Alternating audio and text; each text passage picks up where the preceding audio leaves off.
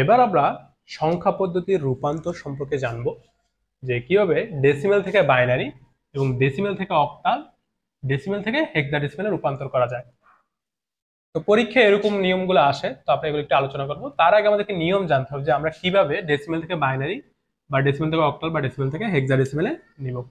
Base দিয়ে পূর্ণ অংশকে অর্থাৎ পূর্ণ যে সংখ্যাটা থাকবে সেটাকে ভাগ করতে হবে এবং ভগ্নাংশকে গুণ করতে হবে, অর্থাৎ দশমিকের পরের অংশকে আমরা বেস বা ভিত্তি দিয়ে গুণ করব। তো এখন আমরা প্রথমে ডেসিমেল থেকে বাইনারিতে রূপান্তর করব। 50.25 যেটা হচ্ছে ডেসিমেল সংখ্যা, এটাকে আমরা হচ্ছে বাইনারিতে রূপান্তর করব। তো বাইনারিতে রূপান্তর করার জন্য আমাদের নিয়ম হচ্ছে এটাকে বেস দিয়ে, পূর্ণ সংখ্যাকে আমাদের কি করতে হবে, বেস দিয়ে ভাগ করতে হবে পূর্ণ সংখ্যাকে। আর আমাদের যে ভগ্নাংশের অংশ আছে সেটাকে আমাদের বেস দিয়ে গুণ করতে হবে। তো এখানে 50.25-এ এই 50 হচ্ছে পূর্ণ সংখ্যা, পুরা 50 এখানে, আর এই 0.25 হচ্ছে ভগ্নাংশ। তো আমরা 50-কে আমাদের বাইনারি যে সংখ্যার ভিত্তি 2 দিয়ে ভাগ দিলে, 2 দিয়ে 50-কে ভাগ দিলে 25 বাদ যায়, হাতে থাকে না, হাতে থাকে 0।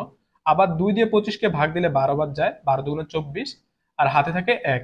আবার 2 দিয়ে 12-কে ভাগ দিলে 6 বাদ যায়, 6 দুগুণে 12, হাতে থাকে না, হাতে থাকে 0। আবার 2 দিয়ে 6-কে ভাগ দিলে 3 বার যায়, 3 দুগুণে 6, হাতে থাকে 0। আবার 2 দিয়ে 3কে ভাগ দিলে 1 বার যায়, হাতে থাকে 1। তো আমরা সবাই হচ্ছে এতটুকু মোটামুটি ভালোই করি ঠিকভাবে, কিন্তু শেষে এসে আমরা একটু ভুল করে ফেলি। যেমন 2 দিয়ে 1-এর ভাগ দিলে কিন্তু 1 বারও যায় না, 0 বার যায়, 0 বার যায়, ঠিক আছে? তো 0 বার গেলে হাতে থাকে কত, 1। তো অনেকে কি করে, এইখানে 1 লিখে ফেলে ভুলে, তো এটা ভুল হয়। তো 2 দিয়ে 1-কে ভাগ দিলে 1 বারও যায় না, 0 বার যায়, আর হাতে থাকে 1। এগুলো হচ্ছে হাতের সংখ্যা। আর এটা হচ্ছে যে আমাদের যে গুরুত্বপূর্ণ যে বিটগুলো নেওয়া হবে সেটা হচ্ছে এই নিচের দিক থেকে উপরের দিকে। এটা হচ্ছে এমএসবি। এমএসবি হচ্ছে মোস্ট সিগনিফিক্যান্ট বিট, আর এলএসবি হচ্ছে লেস্ট সিগনিফিক্যান্ট বিট। অর্থাৎ সবচেয়ে গুরুত্বপূর্ণ বিটগুলো হচ্ছে আমরা নিচের থেকে নেব উপরের দিকে। আর এবার হচ্ছে ভগ্নাংশের ক্ষেত্রে, তো ভগ্নাংশ হচ্ছে 0.25।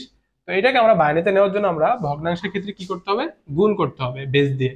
তো বাইনারির সঙ্গে বেস হচ্ছে 2, এই জন্য আমরা 0.25-কে 2 দিয়ে গুণ করব যতক্ষণ না পর্যন্ত আমাদের গুণফল 0 হয় বা এখানে মিলে যায় পূর্ণ সংখ্যার ক্ষেত্রে। তো এখন আমরা 0.25-কে 2 দিয়ে গুণ দিলে হচ্ছে 0.25, অর্থাৎ 0.50 হয়।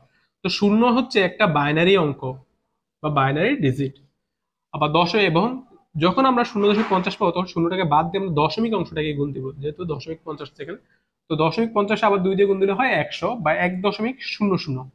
তো এখন আবার আমরা যদি এই শূন্যকে 2 দিয়ে গুণ দিই তাহলে সেটা 00ই হয়, মানে এরপরে আর মান বাড়ে না, তাহলে এটা আমরা গুণ দিব না।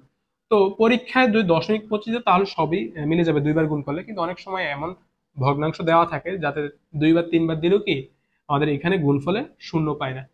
তখন আমরা সেই ভগ্নাংশকে সর্বোচ্চ 4 বার গুণ করব এবং গুণ করার পর বাইনারি ডিজিটটা লিখবো। এখন আমরা হচ্ছে যে ভগ্নাংশকে হিসাব করে যে সংখ্যাগুলো পাই বা ডিজিটটা পাই সেটা হিসাব করব।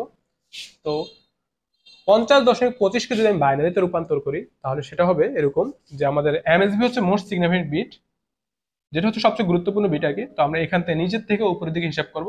তো হচ্ছে 1 1 1 1, তারপর হচ্ছে 0 0 1 0, তারপর হচ্ছে আমাদের এই দশমিক অংশ বা ভগ্নাংশ, তো এই জন্য আমরা একটা দশমিক দিয়ে দিলাম। আর ভগ্নাংশের ক্ষেত্রে বিপরীত, সেটা হচ্ছে বেস দিয়ে গুণ হয়, তো এই জন্য বিটগুলো, গুরুত্বপূর্ণ বিটগুলো কি উপরের থেকে নিচের দিকে যাবে। তো প্রথম বিট হচ্ছে 0, পরের বিট হচ্ছে 1, 0 আর 1। তাহলে এটা হচ্ছে আমাদের বাইরে ডেসিমাল থেকে বাইনারিতে রূপান্তর পদ্ধতি। তো এখন আমরা দেখবো যে আমাদের যে রূপান্তরটা ঠিক আছে কিনা, যে 50.25-কে যদি আমরা বাইনারিতে রূপান্তর করি এরকম হয় কিনা। এই জন্য আমরা হচ্ছে বাইনারি টেস্ট করে এটা যাচাই করতে পারি। তো বাইনারি টেস্ট কোড হচ্ছে,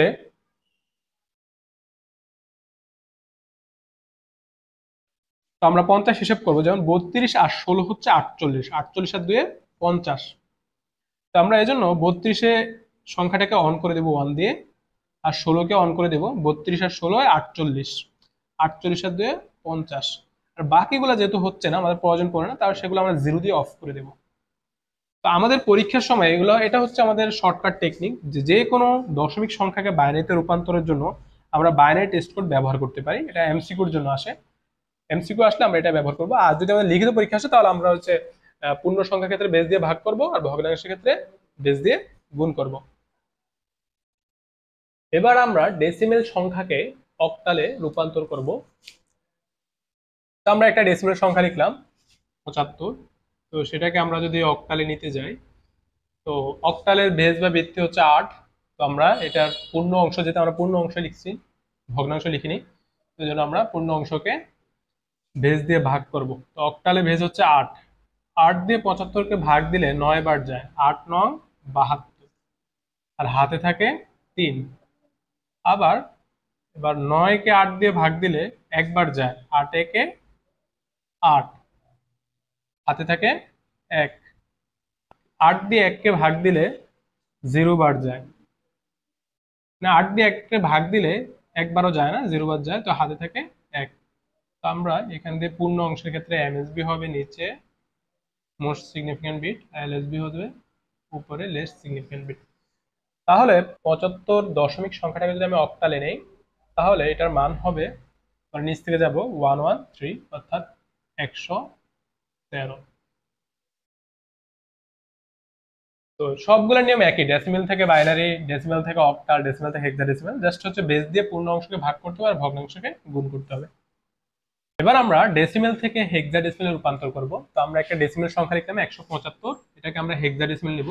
তো হেক্সাডেসিমেলে নেওয়ার জন্য হেক্সাডেসিমেলের যে ভিত্তি বা বেজ আছে এটা দিয়ে আমরা দশমিক সংখ্যাটাকে ভাগ দিব। তো হেক্সাডেসিমেলের বেজ বা ভিত্তি হচ্ছে 16, এই জন্য আমরা 16 দিয়ে 175কে ভাগ করব। এটা হচ্ছে 175। তো এটাকে আমরা হেক্সাডেসিমেলে নেওয়ার জন্য 16 দিয়ে ভাগ করব, যেহেতু হেক্সাডেসিমেল ভিত্তি হচ্ছে 16। তো 16 রে হচ্ছে 175 মধ্যে 10 বাদ যায়, 10 16 160, 10 16 160, 10 বাদ যায়, আর হাতে থাকে 15। আবার এবার 10কে হচ্ছে আমি 16 দিয়ে ভাগ করব,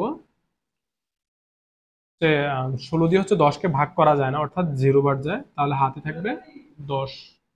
তাহলে এটা হচ্ছে এখানে এমএসবি আর এটা এলএসবি। আমাদের যে কাঙ্ক্ষিত ফলাফল হবে সেটা নিচের থেকে। তো আরেকটা ব্যাপার হচ্ছে আমাদের এই যে 10, হেক্সাডেসিমেলে কিন্তু 10 সংখ্যাটি নেই। হেক্সাডেসিমেল হচ্ছে 0 থেকে 9 পর্যন্ত, তারপরে এ থেকে এফ পর্যন্ত, মানে 9 আর 10 হচ্ছে কি 10 মানে হচ্ছে এ। তাহলে এখানে এই 10-এর পরিবর্তে আমরা লিখতে পারি এ, আর এখানে 15, হেক্সাডেসিমেলে 15 নেই, 15-এর পরিবর্তে আমরা লিখতে পারি এফ। ঠিক আছে, তাহলে আমাদের হেক্সাডেসিমেল সংখ্যাটা হবে এ আর এফ। এখানে হেক্সাডেসিমেল বেস হচ্ছে 16। তাহলে আমরা দশমিক সংখ্যা 175কে যদি হেক্সাডেসিমেলে রূপান্তর করি তাহলে সেটা হবে এএফ।